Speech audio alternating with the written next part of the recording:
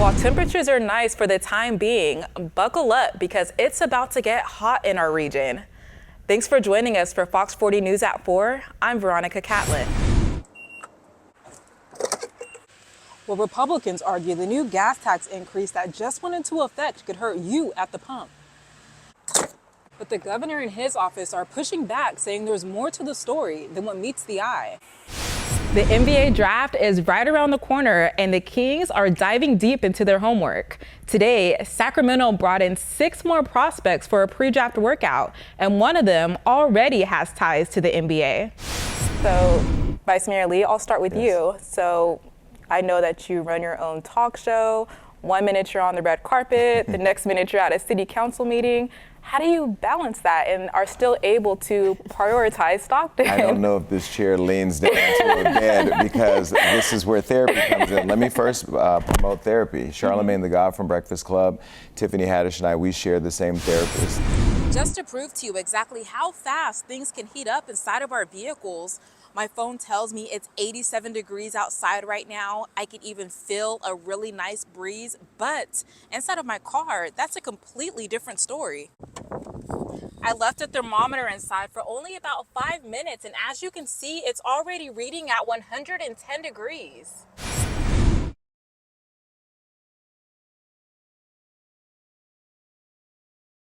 The city of Marysville has officially declared a state of emergency after a massive fire destroyed the historic Hotel Marysville. Just days ago, this 5-story building that you see right behind me was engulfed in flames. I was here at the scene and witnessed fire shooting through every window, threatening neighboring homes and businesses. It was a shocking sight as firefighters battled to contain it. I would call it suspicious. When the crews got there, we had fire on multiple floors, so that was concerning. We're now just trying to determine with our prevention officer the circumstances and really look at it in depth. Hotel Marysville has been a landmark in the Marysville community for almost 100 years. It hosted guests like Babe Ruth and Elvis Presley, and although it's been vacant since the 80s, there were plans to bring it back to life. Thankfully, officials said no one was hurt in the fire, but now that the flames have subsided, safety reasons call for neighboring roads and highways to remain closed. Marysville City Manager Jim Shadd says the property owners, Urban Smart Growth, has not taken financial responsibility to clean up the mess, and the city, they just don't have enough resources to monitor and restore the area. We have people that are just physically exhausted from the amount of time spent here, and so it's a matter of we just can't sustain this forever. Since then, officials have told me that the hotel is now considered a total loss and a danger to the community. As you can see, a fence has been put up around the perimeter 100 feet in each direction because officials worry that the building could possibly collapse. The mayor tells me they have reached out to Governor Gavin Newsom for help.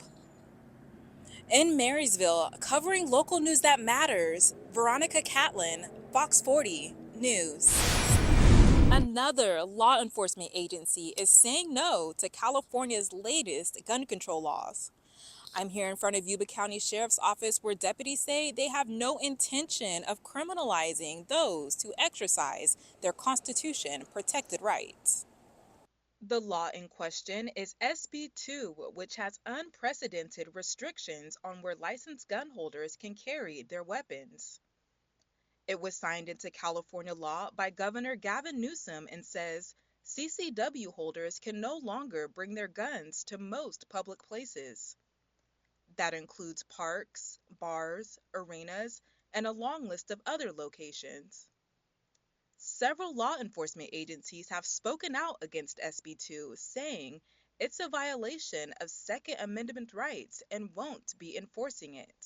This is not constitutional, in my opinion, and we'll wait for the higher courts to rule. But our CCW holders are law-abiding citizens. They're not the ones that are committing gun violence out in our streets. And while we know there is an issue with gun violence and we all want to address it, this path is not the right path to take. SB 2 was scheduled to go into effect on January 1st, but was blocked by a federal court. Governor Newsom says the strike down is a result of what he calls extremist judges and backs an appeal to get the law reinstated. SB 2's author, Senator Anthony Portantino, says he is, quote, optimistic that California will prevail in upholding this responsible and necessary law. We lose certain rights, we lose our Second Amendment rights, and the other ones are going to fall pretty quickly. Now, as you can see, there has been a lot of back and forth about the legalities of this new law, but as it stands now, SB 2 is not in effect. Now, the case is currently making its way through the court system, and it could be months before a decision is finally reached. Fox 40 will definitely be following it. In Yuba County, covering local news that matters, Veronica Catlin, Fox 40 News.